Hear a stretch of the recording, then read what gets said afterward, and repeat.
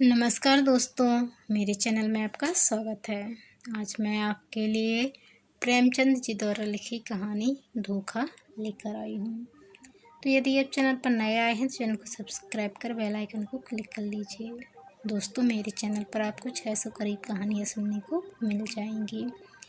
Channel पर playlist बनी हुई है, आप अपने पसंदीदा लेखक की कहानियाँ जाकर उस पर सुन सकते हैं। चलिए शुरू करते हैं।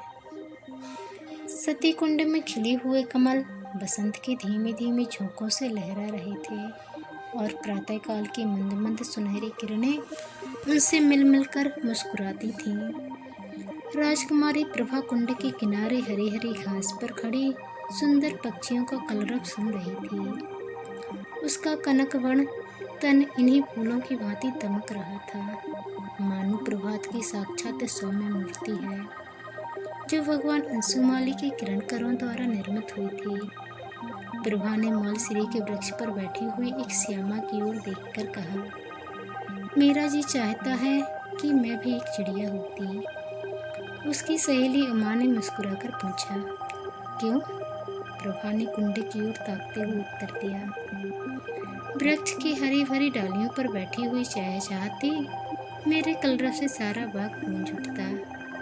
उमा ने छेड़कर कहा, नौगढ़ की रानी ऐसी कितनी ही पक्षियों का गाना जब चाहे सुन सकती है। प्रभा ने संकुचित होकर कहा, मुझे नौगढ़ की रानी बनने की अभिलाषा नहीं है। मेरे लिए किसी नदी का सुनसान किनारा चाहिए, एक वीणा और ऐसे ही सुंदर सुहावने पक्षियों के संगीत की मधुर ध्वनि में मेरे लिए सारे संसार का ऐश्वर्य भरा हुआ है। प्रभा का संगीत पर अपरिमित प्रेम था। वह बहुधा ऐसे ही सुख स्वप्न देखा करती थी। उमा उत्तर देना ही चाहती थी कि इतने में बाहर से किसी के गाने की आवाज आई, कर गए थोड़े दिन की प्रीति। प्रभा ने एकाग्र मन होकर सुना और अधीर होकर कहा, बहन, इस वाणी में जादू है, मुझसे अब बिना सुने नहीं रहा जाता। इसे भीतर बुला लाओ। उस पर भी गीत का जादू असर कर रहा था। वह बोली, निसंदेह ऐसा राग मैंने आज तक नहीं सुना। खिड़की खोल कर बुलाती हूँ। थोड़ी देर में रागिया भीतर आया। सुंदर सजीले बदन का नौजवान था। नंगे पैर, नंगे सिर, कंधे पर एक मृग चर्म, शरीर पर एक गेरुआ वस्त्र, हाथों में एक सितार। मुखारविंद से तेज चटक रहा था। उसने दबी हुई दृष्टि से दोनों कोमलांगी रमणियों को देखा और सिर झुकाकर बैठ गया। प्रभु ने जगती हुई आंखों से देखा और दृष्टि नीचे कर ली। उमा ने कहा, योगी जी, हमारे बड़े भाग्य थे कि आपके दर्शन हुए। हमको भी कोई पद सुनाकर किरदार कर कीजिए। योगी ने सिर झुकाकर उत्तर दिया, हम योगी लोग नारायण का भजन करते हैं। ऐसे ऐसे दरबारों में हम भला क्या गा सकते हैं, पर आपकी इच्छा है तो सुनिए। कर गए थोड़े दिन की प्रीति, कहाँ वह प्रीति, कहाँ वह विचरण, कहाँ मधुबन की रीति। कर गए थोड़े दिन की प्रीति।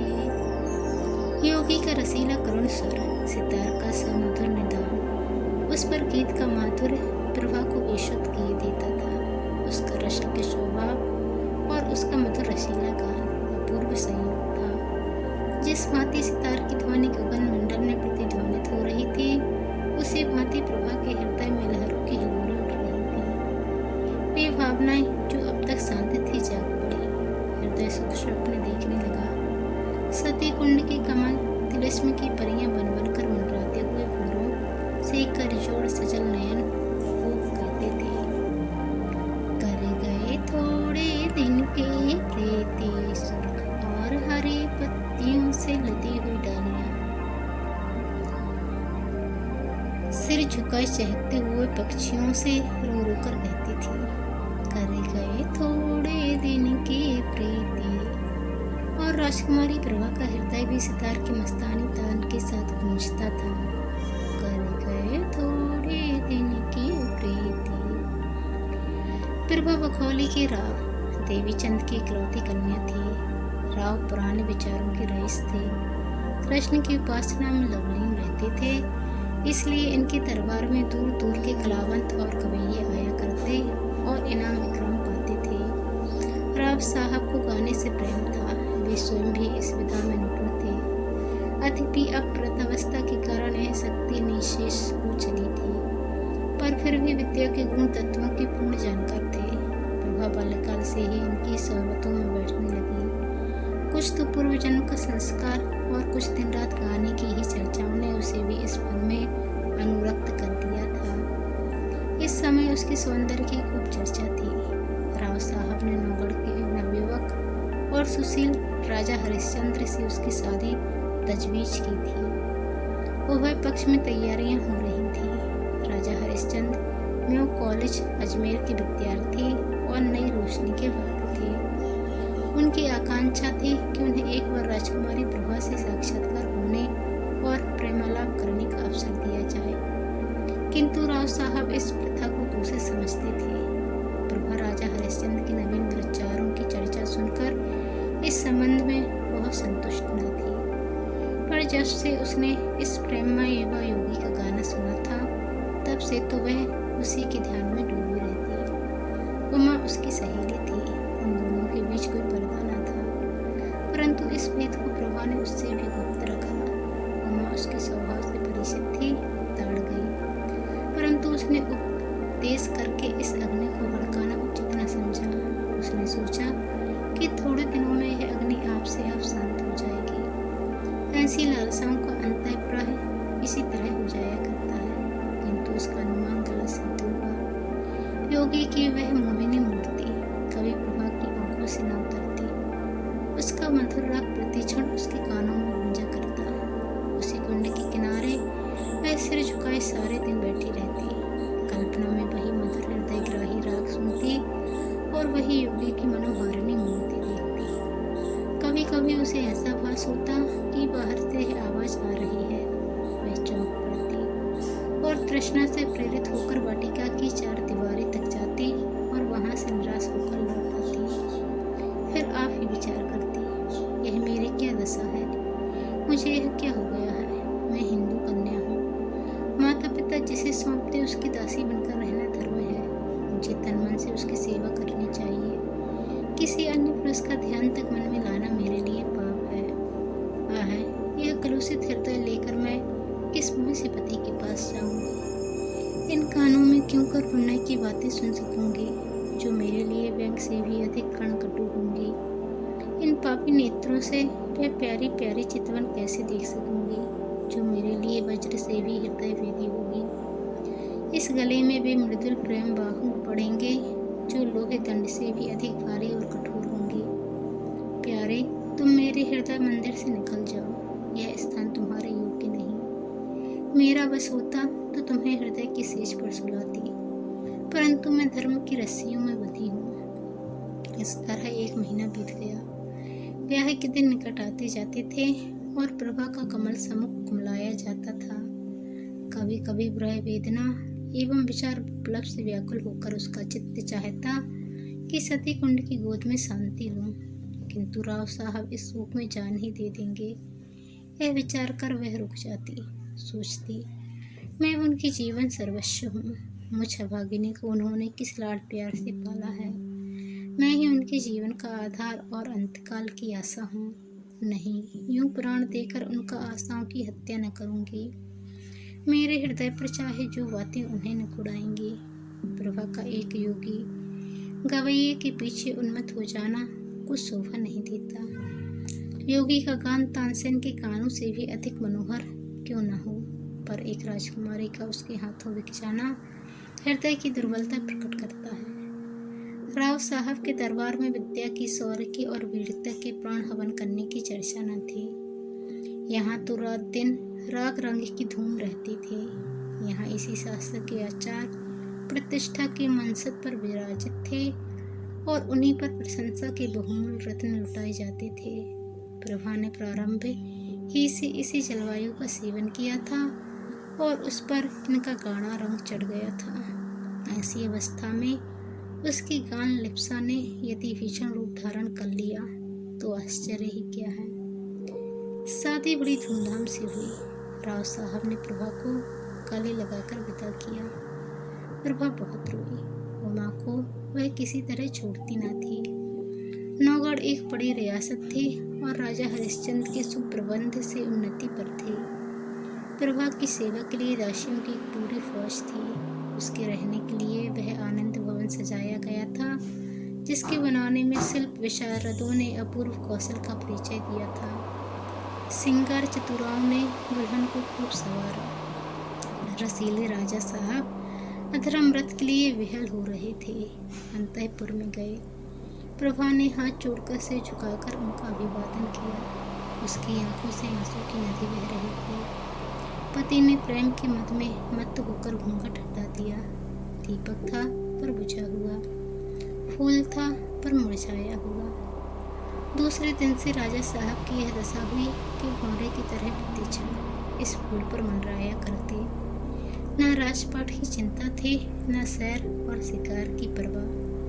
प्रभा की वाणी रसीला राग थी, उसके चितवन सुख का सागर और उसका मुख चंद्र आमोद का सुहावना कुंज। बस प्रेम मद में राजा साहब बिल्कुल मतवाले हो गए थे। उन्हें क्या मालूम था कि दूध में मक्खी है। यह असंभव था कि राजा साहब के हृदयहारी और सरस व्यवहार का, जिसमें सच्चा अनुराग भरा हुआ था, प्रभा पर कोई प्रभाव न पड़ता। प्रेम का प्रकाश अंधेरे हृदय को भी चमका देता है। प्रभा मन में बहुत लज्जित होती। वह अपने को इस निर्मल और विशुद्ध प्रेम के योग्य न पाती थी। इस पवित्र प्रेम के बदले में उसे अपने कृत्रिम रंगे हुए भाव प्रकट करते हुए मानसिक कष्ट होता था। जब तक राजा साहब उसके साथ रहते, वह उनकी गले लता की भांति लिपटी हुई घंटों प्रेम की बातें किया करती। वह उनके साथ सुमन वाटिका में चुगल करती, उनके लिए फूलों का हार गूंथती और उनके गले में हाथ डालकर कहती, प्यारे देखना, ये फूल मुरझा न जाए, इन्हें सदा ताजा रखना। वह चांदनी रात में उसके साथ नाव पर बैठकर झील की सैर करती और उन्हें प्रेम का राग सुनाती। यदि उन्हें बाहर से आने में जरा भी देर हो जाती तो वह मीठा मीठा उलाहना देती, उन्हें निर्दय और निष्ठुर कहती। उनके सामने वह स्वयं हंसती, उनकी आंखें हंसती और आंखों का काजल हंसता था। किंतु आहे, जब वह अकेली होती, उसका चंचल चित्त उड़कर उसी कुंड के तट पर जा पहुंचता। कुंड का वह नीला नीला पानी, उस पर तैरते हुए कमल और मूलश्री के वृक्ष पंक्तियों का सुंदर दृश्य आंखों के सामने आ जाता। उमा मुस्कुराती और नजाकत से लचकती हुई आ पहुंचती। तब रसीले योगी की मोहिनी छवि आंखों में आ बैठती और सितार के सुलसित स्वर गूंजने लगते। कर गए थोड़े दिन की प्रीति। तब वह एक दीर्घ निश्वास लेकर उठ बैठती और बाहर निकलकर पिंजरे में चहकते हुए पक्षियों के कलरव में शांति प्राप्त करती। इस भांति यह स्वप्न द्रोहित हो जाता। इस तरह के महीने बीत गए। एक दिन राजा हरिश्चंद्र प्रभा को अपनी चित्रशाला में ले गए। उसके प्रथम भाग में ऐतिहासिक चित्र थे। सामने ही सूरवीर महाराणा प्रताप सिंह का चित्र नजर आया। मुखारविंद से वीरता की ज्योति स्फुटित हो रही थी। तनिक और आगे बढ़कर दाहिनी ओर स्वामी भक्त जगमल, वीरवर सांगा और दिलेल दुर्गादास विराजमान थे। बाईं ओर उदार भीमसेन बैठे हुए थे। राणा प्रताप के सम्मुख महाराष्ट्र केसरी वीर शिवाजी का चित्र था। दूसरे भाग में कर्मयोगी कृष्ण और मर्यादा पुरुषोत्तम राम विराजते थे। चतुर चित्रकारों ने चित्र निर्माण में अपूर्व कौशल दिखलाया था। प्रभा ने प्रताप के पाद पत्तियों को चूमा और वह कृष्ण के सामने देर तक नेत्रों में प्रेम और श्रद्धा के आंसू भरे मस्तक झुकाई खड़ी रही। उसके हृदय पर इस समय कलुषित प्रेम का भय खटक रहा था। उसे मालूम होता था कि यह उन महापुरुषों के चित्र नहीं, उनकी पवित्र आत्माएं हैं। उन्हीं के चरित्र से भारतवर्ष का इतिहास गौरवान्वित है। वे भारत के बहुमूल्य जातीय रत्न, उच्च कोटि के जातीय स्मारक और गगनभेदी जातीय तुमुल ध्वनि है। ऐसी उच्च आत्माओं के सामने खड़े होते उसे संकोच होता था। आगे बढ़े। दूसरा भाग सामने आया। यहाँ ज्ञानमय बुद्ध योग साधन में बैठे हुए देख पड़े। उनकी दाहिनी ओर शास्त्रार्थ शंकर थे और दार्शनिक दयानंद। एक और शांति पथगामी कबीर और भक्त रामदास यथायोग्य खड़े थे। एक दीवार पर गुरु गोविंद अपने देश और जाति पर बलि चढ़ने वाले दोनों बच्चों के साथ विराजमान थे। दूसरी दीवार पर वेदांत की ज्योति फैलाने वाले स्वामी रामतीर्थ और विवेकानंद विराजमान थे। चित्रकारों की योग्यता एक एक अवयव से टपकती थी। प्रभा ने उनके चरणों पर मस्तक टेका। वह उनके सामने सिर न उठा सकी। उसे अनुभव होता था कि उनकी दिव्य आंखें उसके दूषित हृदय में जुड़ी जाती हैं। इसके बाद तीसरा भाग आया। यह प्रतिभाशाली कवियों की सभा थी। सर्वोच्च स्थान पर आदिकवि वाल्मीकि और महर्षि वेदव्यास सुशोभित थे। दाहिनी ओर श्रृंगार रस के अद्वितीय कवि कालिदास थे। बाईं ओर गंभीर भावों से पूर्ण भागवती। निकट ही भृतहरि अपने संतोषाश्रम में बैठे हुए थे। दक्षिण की दीवार पर राष्ट्रभाषा हिंदी के कवियों का सम्मेलन था। साहित्य कवि सूर तेजस्वी तुलसी, सुकवि केशव और रसिक बिहारी यथाक्रम विराजमान थे। सूरदास से प्रभा का अगाध प्रेम था। वह समीप जाकर उनके चरणों पर मस्तक रखना ही चाहती थी कि अकस्मात उन्हीं चरणों के सम्मुख सिर झुकाए एक छोटा सा चित्र देख पड़ा। प्रभा उसे देखकर चौंक पड़ी। यह वही चित्र था जो उसके हृदय पट पर खिंचा हुआ था। वह खुलकर उसकी तरफ ताक न सकी। दबी हुई आंखों से देखने लगी। राजा हरिश्चंद्र ने मुस्कुराकर पूछा, इस व्यक्ति को तुमने कहीं देखा है? इस प्रश्न से प्रभा का हृदय कांप उठा। जिस तरह मृग शावक व्याध के सामने व्याकुल होकर इधर उधर देखता है, उसी तरह प्रभा अपनी बड़ी बड़ी आंखों से दीवार की ओर ताकने लगी। सोचने लगी, क्या उत्तर दूं? इसको कहीं देखा है? उन्होंने यह प्रश्न मुझसे क्यों किया? कहीं ताड़ तो नहीं गए? हे नारायण, मेरी पत तुम्हारे हाथ है, क्यों कर इनकार करो? मुँह पीला हो गया। सिर झुकाकर क्षीण स्वर में बोली, हाँ, ध्यान आता है कि कहीं देखा है। हरिश्चंद्र ने कहा, कहाँ देखा है? प्रभा के सिर में चक्कर सा आने लगा। बोली, शायद एक बार यह गाता हुआ मेरी वाटिका के सामने जा रहा था। उमा ने बुलाकर इसका गाना सुना था। हरिश्चंद्र ने पूछा, कैसा गाना था? प्रभा के होश उड़े हुए थे। सोचती थी राजा के इन सवालों में जरूर कोई बात है। देखूं लाज रहती है या नहीं। बोली, उसका गाना ऐसा बुरा न था। हरिश्चंद्र ने मुस्कुराकर कहा, क्या गाता था? प्रभा ने सोचा, इस प्रश्न का उत्तर दे दूं तो बाकी क्या रहता है। उसे विश्वास हो गया कि आज कुशल नहीं है। वह छत की ओर निरखती हुई बोली, सूरदास का कोई पद था। हरिश्चंद्र ने कहा, यह तो नहीं। कर गए थोड़े दिन की प्रीति। प्रभा की आंखों के सामने अंधेरा छा गया। सिर घूमने लगा। वह खड़ी न रह सकी, बैठ गई और हताश होकर बोली, हाँ, यही पद था। फिर उसने कलेजा मजबूत करके पूछा, आपको कैसे मालूम हुआ? हरिश्चंद्र बोले, वह योगी मेरे यहाँ अक्सर आया जाया करता है। मुझे भी उसका गाना पसंद है। उसी ने मुझे यह हाल बताया था, किंतु वह तो कहता था कि राजकुमारी ने मेरे गानों को बहुत पसंद किया और पुनः आने के लिए आदेश किया। प्रभा को अब सच्चा क्रोध दिखाने का अवसर मिल गया।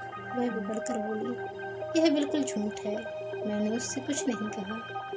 हरिश्चंद्र बोले, यह तो मैं पहले ही समझ गया था कि यह उन महाशय की चालाकी है। डींग मारना गवैयों की आदत है, परंतु इसमें तो तुम्हें इनकार नहीं कि उसका गाना बुरा न था। प्रभा बोली, ना, अच्छी चीज को बुरा कौन कहेगा? हरिश्चंद्र ने पूछा, फिर सुनना चाहो तो उसे बुलवाऊं? सर के बल दौड़ा आएगा। क्या उनके दर्शन फिर होंगे?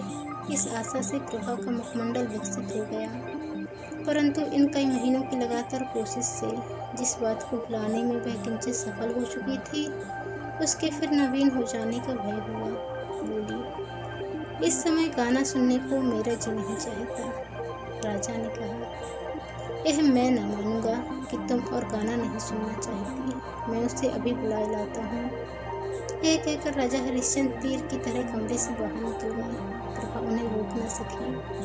वह बड़ी चिंता में डूबी खड़ी थी। हृदय में खुशी और रंज की लहरें बारी बारी से उठती थी। मुश्किल से 10 मिनट बीते होंगे कि उसे सितार के मस्तानी सुर के साथ योगी की रसीली तान सुनाई दी।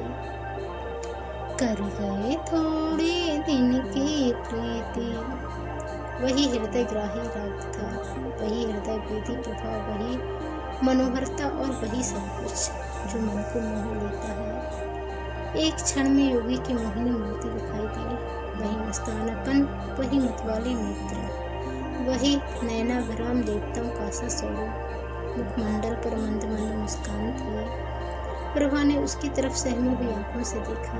एकाएक उसका हृदय उछल पड़ा। उसकी आंखों के आगे से एक पर्दा हट गया। प्रेम बेहाल हो आंखों में आंसू भरे वह अपने पति के चरना बिंदु पर गिर पड़ी और गदगद कंठ से बोली, प्यारे प्रीतम, राजा हरिश्चंद्र को आज सच्ची विजय प्राप्त हुई। उन्होंने प्रभा को उठाकर छाती से लगा लिया। दोनों आज एक प्राण हो गए। राजा हरिश्चंद्र ने कहा, जानती हो मैंने यह सॉन्ग क्यों रचा था?